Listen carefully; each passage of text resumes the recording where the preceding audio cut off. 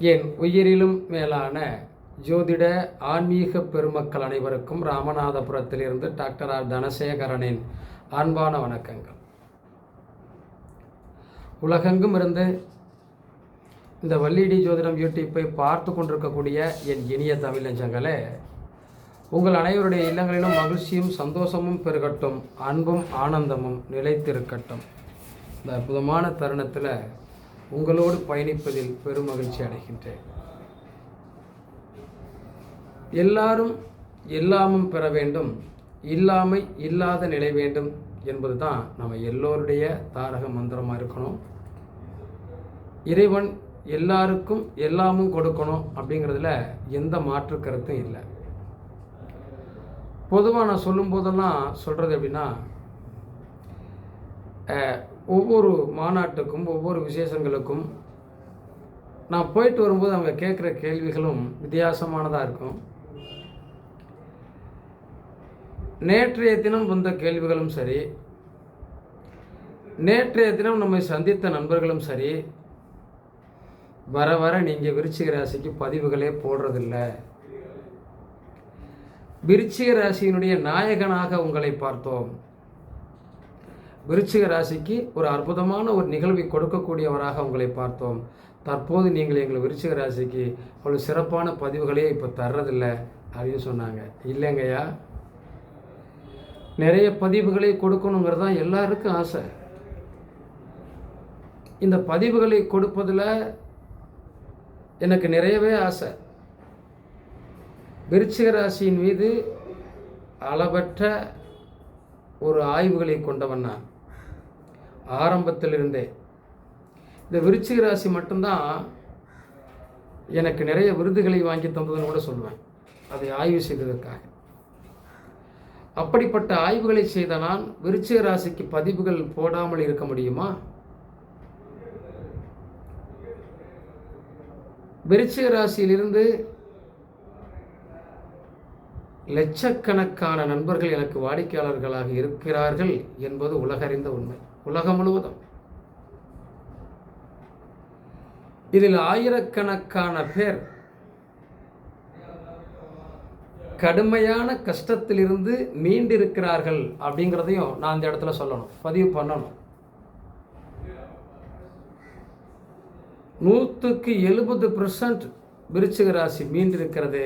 இன்னும் 30%க்கு மேலே இன்னும் கஷ்டங்களை தாங்கிக் கொண்டிருக்கிறார்கள், பிரச்சனைகளை தாங்கிக் கொண்டிருக்கிறார்கள்.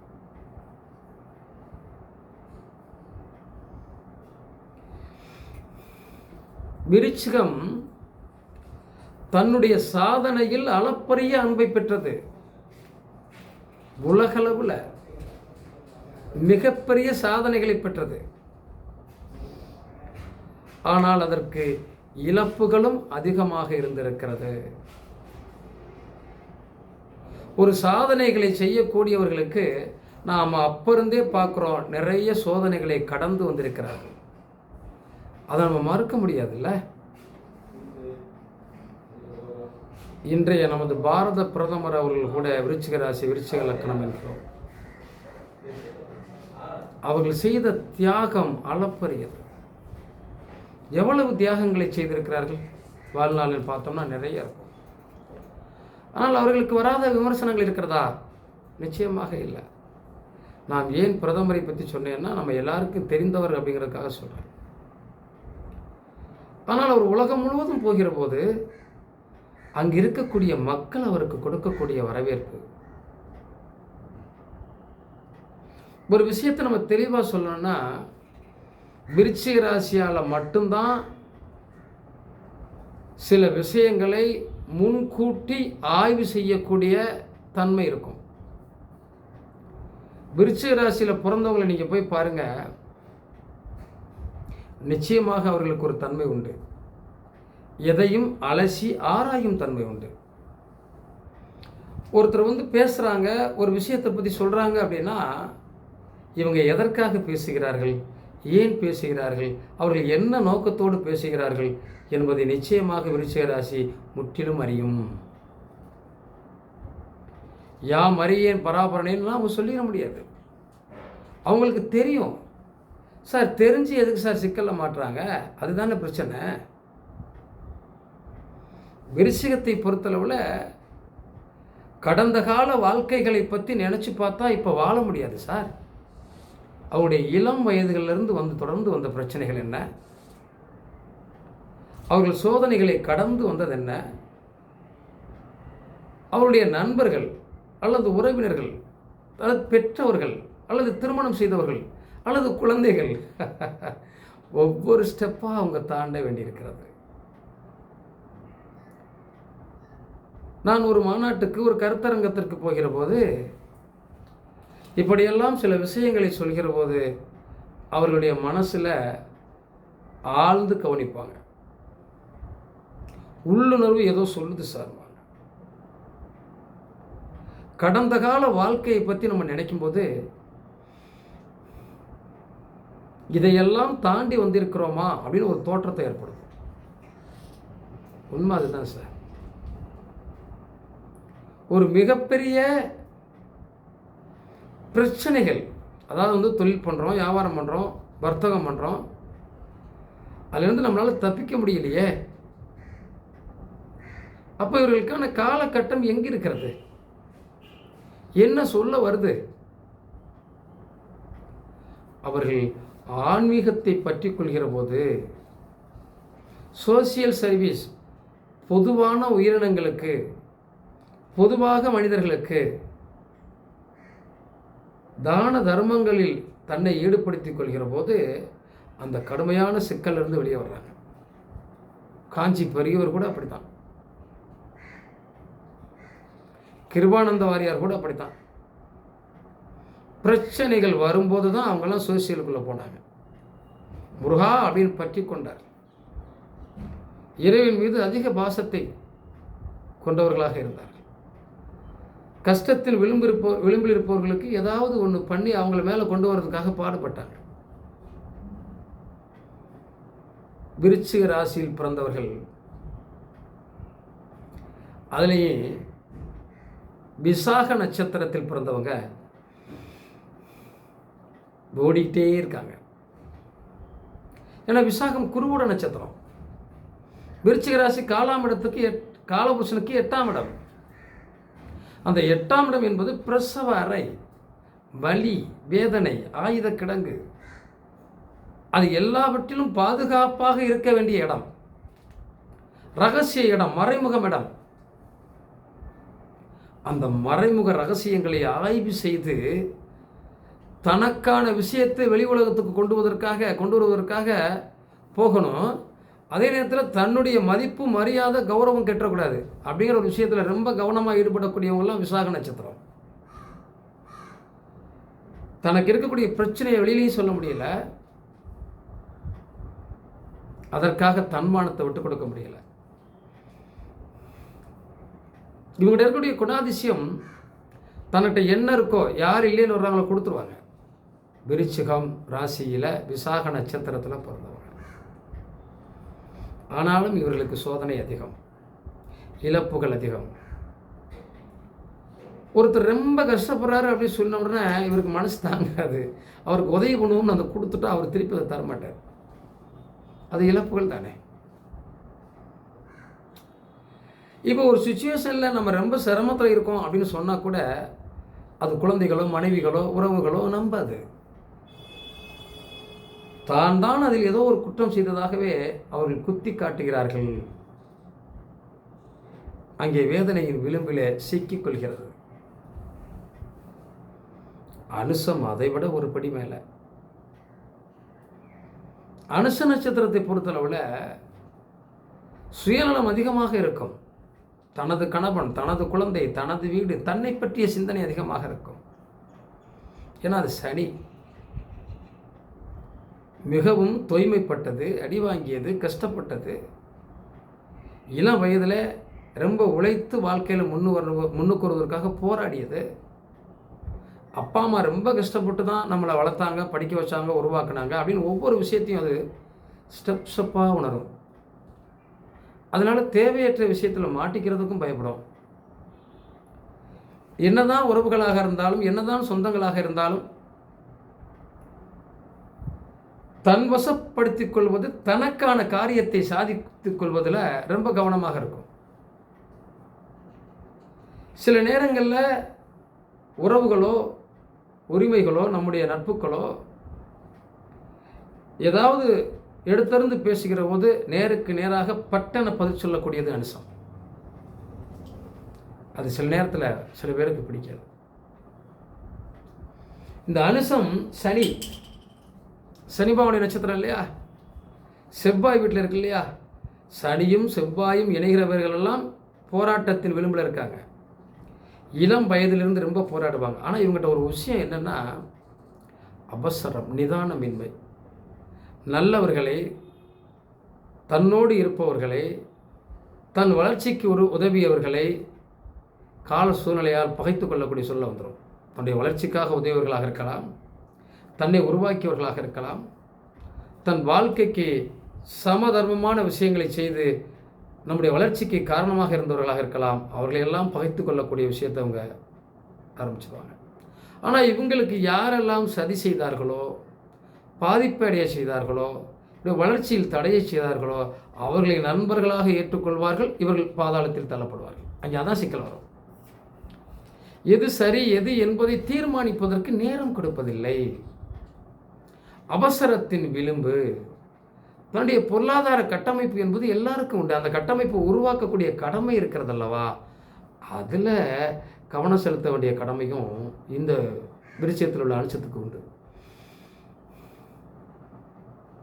இருப்பதிலேயே பிரச்சனையினுடைய விளிம்ப தலையில் போட்டுக்கிறத இந்த கேட்ட நட்சத்திரம். என்ன சார் அப்படி மனமுருக உருகி உருகி பேசினா அவனோட ஐக்கியமாயிடுவாங்க. காலத்தின் கட்டாயமா காலத்தின் கொடுமையானு தெரியல, அது புதன். ஆனால் பல தடவை யோசிக்கும். ஒருவரிடம் பழகுகிற போது இவன் சரியானவனா, நல்லவனா, கெட்டவனா, உறுதியானவனா, ஆனால் பாசத்திற்கு அடிமையாகும். இந்த கேட்டையை பொறுத்தளவில் தன் மீது அதிகமான பாசத்தை கொட்டுகிறவர்களை, தன் மீது உண்மையான அன்பை செலுத்துகிறவர்களை உயிருக்கு உயிராக நேசிக்கும். அப்படி உயிருக்கு உயிராய் நேசிப்பவர்கள் தன்னை வெறுப்பது போன்றோ, தன்னை உதாசீனப்படுத்துவது போன்றோ, தன் மீது ஏதாவது பழி சுமத்துவது போன்றோ ஒரு சூழ்நிலை ஏற்பட்டு விட்டால் தாங்க முடியாத நிலைக்கு தள்ளப்படுவது இந்த கேட்டை நட்சத்திரம். இந்த கேட்டை இன்றளவும் சோதனைகளை அனுபவித்துக் கொண்டிருக்கிறது. எத்தனை கேட்டை நட்சத்திரத்திலிருந்து ஒவ்வொரு நாளும் ஜாதகங்கள் வந்து கொண்டிருக்கிறது.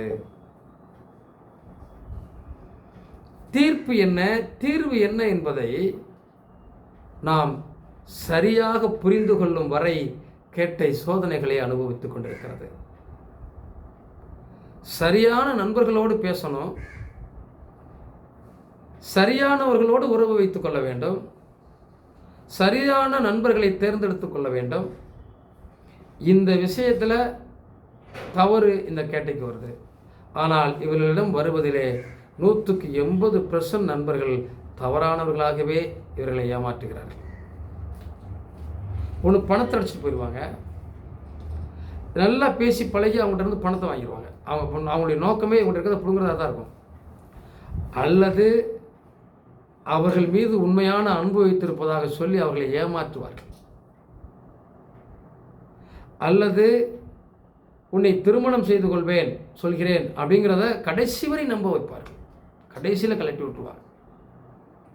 நிறைய நண்பர்களுக்கு இது நடக்கிறது. காரணம், புதன் பயந்த கிரகம், ஆனால் காதலுக்கு அடிமையான கிரகம். புதனுக்கு பேச்சு பிடிக்குங்க, எழுத்து பிடிக்குங்க. அப்ப எழுத்து பேச்சால் யார் அந்த விஷயம், அந்த கவிதைகள், கட்டுரைகள், பேச்சு இனிமையாக, எளிமையாக, நளினமாக இருந்தால் அவர்கள்ட்ட அடிக்ட் ஆயிடும். அதுதான் இந்த கேட்டைக்கு வரக்கூடிய பிரச்சனை. அப்போ இழப்பதற்கு ஒன்றுமில்லை, இழந்து விட்டோம், அதுதானே அவர்களுடைய வாதங்கள். நீங்க விருச்சிக ராசி நண்பர்கள்ட்ட போய் கேட்டீங்கன்னா எங்களுக்கு இழப்பதற்கு எதுவும் இல்லை, இழந்து விட்டோம். இனி எங்களுடைய வாழ்க்கையினுடைய நிலை என்ன? அதான் நம்முடைய கேள்வி. நான் கேட்டைக்கு அதை தான் சொல்வேன்.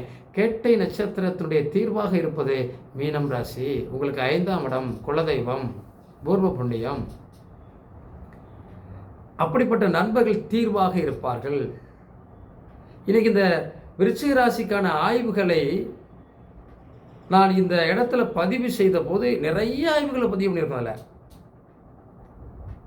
யூடியூப்லேயே எனக்கு கிடைத்த மிகப்பெரிய அங்கீகாரம் இந்த விருச்சிக ராசி தான். எதனாலேன்னு எனக்கும் தெரியல. ஆனால் யோசித்து பார்க்கிற போது, சிந்தித்து பார்க்கிற போது, விருச்சிக ராசிக்கு குலதெய்வமாக ஆசானாக விளங்கக்கூடிய ராசியாக இருப்பது 5ஆம் இடம். அதான் தாத்தா பாட்டி, குலதெய்வம், பூர்வ புண்ணியம், காதல் எல்லாமே குழந்தை. அப்போ இந்த மீனராசியினுடைய நண்பர்கள் இவர்களுக்கு நட்பாக இருக்கிற போது ஓரளவுக்கு இது சிறப்பாக இருக்கும். அவருடைய வார்த்தைகள், அட்வைஸ்கள் கண்டுபிடிக்க முடியும். இதற்கு இந்த மீனத்திற்கு கடகம் 9ஆம் இடமாக வருகிறது. இந்த கடகராசியுடைய அட்வைஸ், மாலை மரியாதை, அந்தஸ்து, கௌரவம் கிடைக்கும் அப்படின்னா இந்த விருச்சிக ராசியில் அது நீசமாகிறார். 9ஆம் இடத்த அதிபதி நீசமாகிறார். அப்போ அப்பா வழிகளில் ஒரு சிறப்பான நிலையை நம்ம எட்ட முடியலை. அப்பா வழிகளில் சிறப்பான நிலையை எட்ட முடியலன்னா மாலை மரியாதை, அந்தஸ்து, கௌரவம் அப்படிங்கிற விஷயத்தில் அடி வாங்குது. அதில் கண்ணீரும் கவலையும் ஏற்படுகிறது, வருத்தம் விருச்சிகத்துக்கு ஏற்படும். ஏன்னா 9ஆம் இடம் எப்போவுமே நீசமாகக்கூடாது. ஆனால் விருச்சிக ராசிக்கு 9ஆம் இடம் நீசம். ஒருவேளை இந்த இடத்துல நீச பங்கமாகி இருக்கிறது என்று சொன்னால் உங்களுக்கு மாலை மரியாதை, அந்தஸ்து, கௌரவம் சிறப்பாகவே இருக்கும். அதில் எந்த பாதிப்பும் இருக்காது. தொல்லைகளும் பிரச்சனைகளும் இருக்கிறது என்று சொன்னால் இன்றைக்கி நிறைய பேர் மீண்டுட்டாங்க. ஏன்னா சனி போயிடுச்சு 4ஆம் இடத்தை விட்டு, ராகு 4க்கு வந்துருச்சு. இருந்தாலும் கூட விருச்சிகத்திற்கு 8ஆம் இடத்துல குரு போய் மறைஞ்சிட்டாருன்னு கேட்பாங்க. 8ல் குரு மறைந்தாலும் உங்கள் விருச்சிக ராசியுடைய அதிபதி உங்கள் ராசிக்கு 2ஆம் இடத்தை பார்க்குறாரு. விருச்சிக ராசிக்கு 12ஆம் இடத்தையும் பார்க்குறாரு, 2ஆம் இடத்தையும் பார்க்குறாரு. இது ஒரு பெரிய சிறப்பு தானே? சிறப்பா இல்லையா? பெரிய சிறப்பு. 4ஆம் இடத்தையும் பார்வை செய்கிறார். அப்போ வீடு, வாசல், இடம், பொருள், சொத்து, சுகம் கட்டுவதற்கான வாய்ப்பும் உண்டு. இடப்பெயர்ச்சியாகி வெளிநாடு, வெளியூருக்கு போகக்கூடிய வாய்ப்புகள் உண்டு. பணம் சம்பாதிக்கக்கூடிய வாய்ப்புகள் உண்டு. கடல் கடந்து போனால்தான் நம்ம வாழ்க்கையில் சில முன்னேற்றங்கள் வருங்கிறது உண்மை. இடம் மாறுவது, இடத்தை மாற்றிக்கொள்வது. இந்த 8ஆம் இடத்திலே குரு மறைந்திருப்பதனால இந்த 5ஆம் இடம் என்று சொல்லக்கூடிய குரு பகவானுடைய அனுக்கிரகம் நமக்கு கிடைக்காமல் போயிருமோ? 5ஆம் இடம் தானே குலசாமி. அப்போ குலதெய்வத்தினுடைய அருள் கிடைக்காதனால நாம் சில சோதனைகளை சந்திக்கிறோமோ அப்படின்னு நினைக்கக்கூடியவர்களுக்கும், நம்ம ஜாதகத்தில் நம்ம ராசியாதிபதி செவ்வாயை குரு பார்வை செய்கிறார் என்றால் இன்னும் சிறப்பானதாக இருக்கும். வருகின்ற ஆண்டுகளில், வருகின்ற மாதங்களில் பெரிய சிறப்பை எட்டப் போகிறதுனா நிச்சயமாக விருச்சிக ராசி தான் எட்டும். மீனராசி நண்பர்களோடு தொடர்பு வைத்துக் கொள்வது, அவர்களுடைய ஆலோசனையை கேட்பது, அதுவும் நல்லவர்களா என்பதை பார்ப்பது. ஏன்னா மீனராசியினுடைய அதிபதியும் பலமாக இருக்கணும். அவரும் போய் கெட்டு போயிருந்தார்னா, இப்படி ஒவ்வொன்றையும் நாம் நினைத்து பார்க்கிற போது அது நமக்கு ஒரு நல்ல விஷயமாகவும் நல்ல ஒரு ராசியான விஷயமாகவும் இருக்கணும். அப்படின்னா கண்டிப்பாக 1க்கு 10 முறை நாம் எதை தேர்ந்தெடுத்தாலும், எதை செய்தாலும் யோசித்து செய்தால் வெற்றி பெறுவோம். வாழ்க்கையில் எப்போவுமே யோசிக்கணும், முன்னறிவிப்பு வேணும், சிந்திக்கணும். ஆனால் விருச்சிக ராசி 7-8 10 வருஷமாக நிறைய சந்திச்சிருச்சு. ஆமாம், நான் இல்லைன்னு சொல்லலை. எத்தனை பேருடைய கதைகளில் போராட்டங்கள் நடந்திருக்கு. அதனால் எவ்வளவு ஆயிரக்கணக்கான பேர் என்னோட தொடர்பு கொண்டிருக்காங்களே உலகம் முழுவதும் இருந்து. அவர்களோடு இன்றும் பேசிக்கொண்டிருக்கிறோமே. எத்தனை பேர் கணவனை பிரிந்திருக்கிறார்கள், எத்தனை பேர் மனைவியை பிரிந்திருக்கிறார்கள், எத்தனை பேர் அம்மா அப்பாவை பகைத்து கொண்டிருக்கிறார்கள், அல்லது எத்தனை பேர் அம்மா அப்பாவை இழந்திருக்கிறார்கள். உறவுகள் எல்லாம் பகைத்து இருக்கிறார்கள். அண்ணன் தம்பி உறவு கூட காணாமல் போயிருக்கிறது. இவர்கள் சொல்வதை ஏற்றுக்கொள்ள இந்த சமூகத்தில் ஆள் இல்லையே என்ற ஒரு வருத்தம் இருந்திருக்கிறது. இதையெல்லாம் தாண்டி இன்றளவும் வாழ்ந்து கொண்டிருக்கிறார்கள் என்றால் விருச்சிக ராசியினுடைய தனித்தன்மையும் தைரியமும் தான். அதுக்கு ஒரு தைரியம் உண்டு சார். செவ்வாயை பற்றி என்ன சொல்லுவான்? பிடிபாதக்காரன், திமிர் பிடிச்சவன், வீம்பு பிடிச்சவன். எதையும் சாதிக்கும் வரை தூக்கம் வராது. ஒரு விஷயத்தை செய்யணும் அப்படின்னா தூக்கம் வராது சார் விஷயத்திற்கு. செஞ்சு முடிக்கும் வரை. அவர் இடம் வாங்கணும்னா வைராக்கியமாக உழைச்சி அந்த இடத்த வாங்கணும். ஒரு கார் வாங்கினா எப்படியாவது கஷ்டப்பட்டு அந்த காரை வாங்கிடணும். நினைத்ததை சாதிக்கணுங்கிறதுல ஒரு பெரிய வல்லமை படைத்த ராசி. மறுக்க முடியுமா? விருச்சிக ராசியினுடைய தன்மை சிறப்பானது, எளிதானது. உங்களுடைய ஜாதகத்தில் இருக்கக்கூடிய தசா புத்திகள் எப்படி இருக்கிறது என்பதை கவனமாக பார்த்து அதற்கு தகுந்த வழிபாடுகளையும் அதற்கு தகுந்த செயல்பாடுகளையும் செயல்பட துவங்கி விட்டீர்கள் என்றால் வாழ்க்கையில் வெற்றி விட்டீர்கள். ஏன்னா இப்போது சாதகமாக தான் இருக்கு சார். 4ஆம் இடத்துல ராகு இருக்காரு. ராகுவும் கேதுவும் நிழல் கிரகங்கள். நிழலை கடந்து போவதற்கு நம்மால் முடியும். அந்த நிழல் கிரகங்கள் வந்த பிறகு நம்ம தாத்தா பாட்டி அப்படிங்கிற ஒரு விஷயத்தை உருவாக்குறது. கர்மாவுடைய வெளிப்பாட்டை சொல்லக்கூடியது. கடந்து போவதற்கு 1000 வழி இருக்கிறது. இந்த நிழல் கிரகம் மட்டுமே நம்மை தடுத்து விடாது என்பதை மனதிலே கொள்ள வேண்டும். இப்போதும் தடை இருக்க, ப்ரெஷர் இருக்க, எங்களுக்கு ஒரு பக்கம் நெருக்கடி இருக்க, இன்னும் கணவன் மனைவி வாழ்க்கையில் சந்தோஷம் இல்லையே. வருது சார் சந்தோஷம். வரக்கூடிய காலங்கள் அடுத்தடுத்து. நிறைய பேர் விஷயத்தில் கேட்பாங்க, 8ல் போய் மறைஞ்சிட்டாரு குரு, இப்போது குரு அஸ்தமமாக இருக்கிறார். இவர் இன்னும் ஒரு 2 மாதங்களில் புது பொலிவாக வந்துடுவார். அஸ்தமத்திலேருந்து வெளியே வந்துடுவார். அதற்கப்புறம் பாருங்கள் விருச்சிகத்திற்கு பலமாக இருக்கும். அடிக்கடி நீங்கள் வணங்க வேண்டிய தெய்வம் முருகனையும் உங்களுக்கு அத்தனை ஆசியையும் தர வேண்டும் என்று சொன்னால் தட்சிணாமூர்த்தி குரு. நான் அடிக்கடி திருச்செந்தூர் சொல்லுவேன். இதுபோல் பௌர்ணமி வழிபாடு. பௌர்ணமிக்கு ஏதாவது கோவில்களில் கிரிவலம் போகிறது. இன்னும் சொல்லப்போனால் உங்கள் வாழ்க்கையில் மிகப்பெரிய எழுச்சியை வளர்ச்சியை தரக்கூடியவரே குரு பகவான். குருமார்களை வணங்குவது. இன்னும் சொல்லப்போனால் உங்களுடைய வாழ்க்கையில் வளர்ச்சியையும் எழுச்சியும் தரும் நம்முடைய பார்ட்னர்ஷிப், நம்முடைய கணவன், நம்முடைய நண்பர்கள். பெருமாள் மகாலட்சுமியை எப்போவாவது ஒரு நாள் பார்த்து குங்கும அர்ச்சனை பண்ணிக்கோங்க. இன்னும் சிறப்பு. வாழ்த்துக்கள். மீண்டும் ஒரு வீடியோவில் சந்திப்போம். வாழ்க வளமுடன். இதை பார்த்துட்டு இருக்கிறவங்க லைக் பண்ணுங்கள், கமெண்ட் பண்ணுங்கள், ஷேர் பண்ணுங்கள். சப்ஸ்கிரைப் பண்ணாதவங்க பண்ணிடுங்க. தொடர்ந்து அடுத்தடுத்த வீடியோவில் இன்னும் நிறைய விருச்சிக ராசிக்கு பதிவுகள் வரும். நன்றி.